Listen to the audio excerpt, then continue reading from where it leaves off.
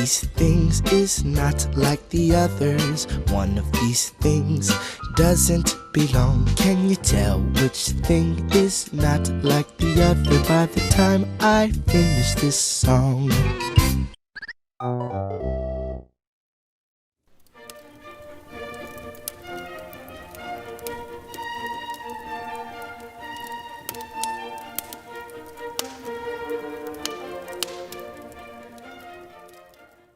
At first, I hadn't planned to do a review on this book because number one, I don't really see myself as being worthy of critiquing books, and number two, people seem to avoid reading like the plague, and so who is even going to watch this? However, the more I thought about it, I realized what a travesty it would be to not do my part and tell others about this hilarious gem of work. And since it is a book based on a movie that will soon be made into another movie, I hope that would at least grab some people's attention.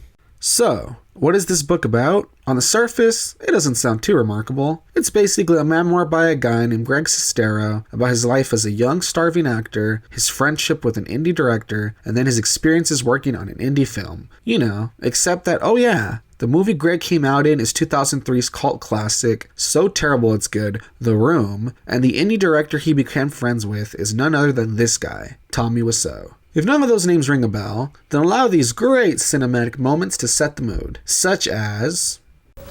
You are lying, I never hit you! You are tearing me apart, Lisa! Or how about... I did not hit her, it's not true, it's bullshit, I did not hit her, I did not. Oh, hi Mark. And of course, who can forget... Hi. Can I help you? Yeah, can I have a dozen red roses, please? Oh, hi, Johnny. I didn't know it was you. Here you go. That's me. How much is it? It'll be $18. Here you go. Keep the change. Hi, doggy. You're my favorite customer. Now, what if I told you all of that is intentional? What if I told you that director, producer, writer, and star Tommy Wiseau seriously thought he was making a masterpiece, and his examples of acting I just showed you are him trying his best to channel the likes of James Dean and Marlon Brando? And what if I told you that some poor guy was stuck in the middle of all this madness? Unfortunately for Greg, that was his life. Fortunately for the rest of us, this led to the publication of The Disaster Artist, one of the most strange, hilarious books I have ever read. I mean it. I mean, wow. I can't remember the last time a book made me laugh this hard. Whether he is describing his strange offset friendship with Tommy, or relating the making of some of the strangest scenes in cinema history, I was absolutely hooked to this book. And how could I not be? Look at this man and tell me he isn't the very definition of strange. Now, imagine for a moment reading about him having a framed picture of Disney's Aladdin over his toilet, or how he always orders a glass of hot water, which he never drinks, whenever he goes to a restaurant, or the fact that he does pull-ups at odd hours of the night to stay in shape. Think the scenes I showed you are absolutely strange? You know nothing. According to the book, Tommy originally wanted to have a scene with a flying vampire car, but that makes no sense, you might be saying. Yeah, well, neither does building a set of an alley instead of using the one right outside, but yet Tommy did it for artistic integrity or something. You know what else he did? Include a scene where a bunch of guys are hanging out, playing football, while in tuxedos. Are the tuxedos used anywhere else in the movie? No. Does this scene add anything to the movie? No. It did take time and money away from actual scenes, though. When you get down to it, no one understands the mind of Tommy Wiseau, and that is what makes this book so fun. Try as he might, Greg, and by extension we, can try our best to unravel the enigma that is Tommy's way of thinking, but we will always come up short. Which makes sense, because how can anyone truly explain the way of thinking of a non sequitur personified?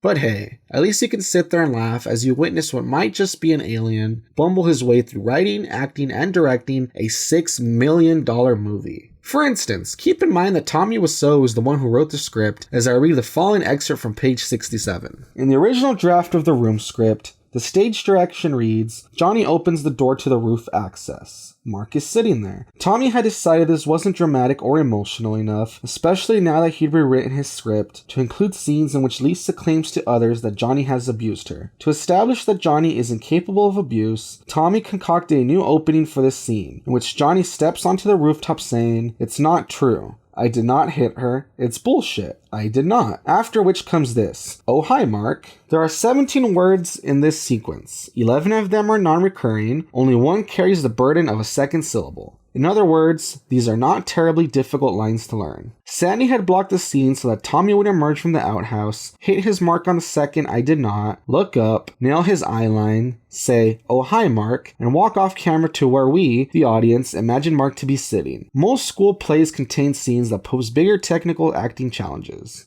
Tommy couldn't remember his lines. He couldn't hit his mark. He couldn't say, Mark. He couldn't walk. He couldn't find his eye line. He would emerge from the outhouse mumbling, lost, and disoriented. He looked directly into the camera. He swore. He exploded at a crew member for farting. Please don't do this ridiculous stuff. It's disgusting like hell. Sandy stood there so open-mouthed that it looked as if he were waiting for someone to lob something nutritive at him. So once again, here's the scene. I did not hit her. It's not true. It's bullshit. I did not hit her. I did not. Oh, hi, Mark. Keep in mind that this scene took forever to film.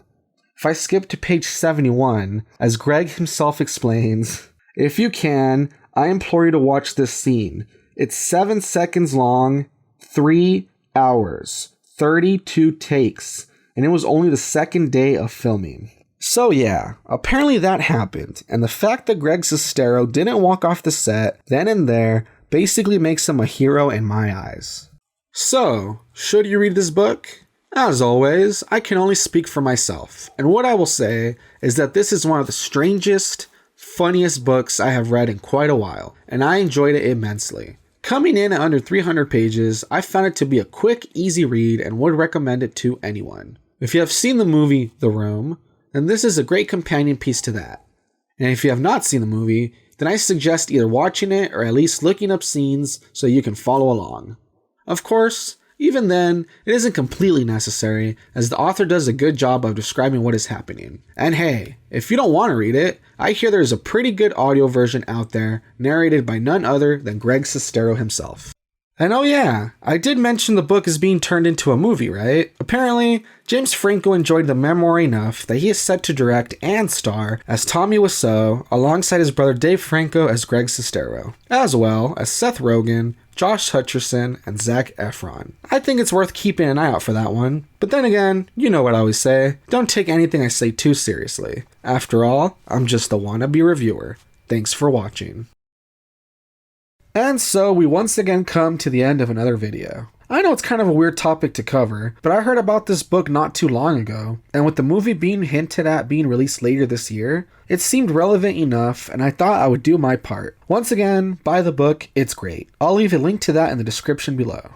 Anyways, for channel stuff, please let me know how I did. As always, you can do that by liking the video, disliking it, sharing it, and of course, voicing your opinion in the comments below. If you want to see more of my content, click that subscribe button and ring that bell so you get notifications of my videos. You can also get notified by following my social media accounts. Until the next video, why not check out my previous video on the newest Shantae game, or let a video from my What If series be your next. Special thanks to Broken X Note for the wonderful art on screen. I will be linking their email below in case anyone wants to check them out. Thanks again everyone, and I hope we can jump down the media rabbit hole again soon.